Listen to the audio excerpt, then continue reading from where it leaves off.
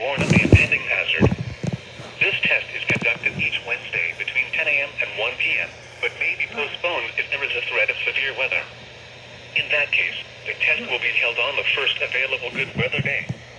Reception of this broadcast and the warning alarm feature will normally vary with distance from the transmitter. This may occur even if you are using a good quality receiver in good working order. We now return to regular programming.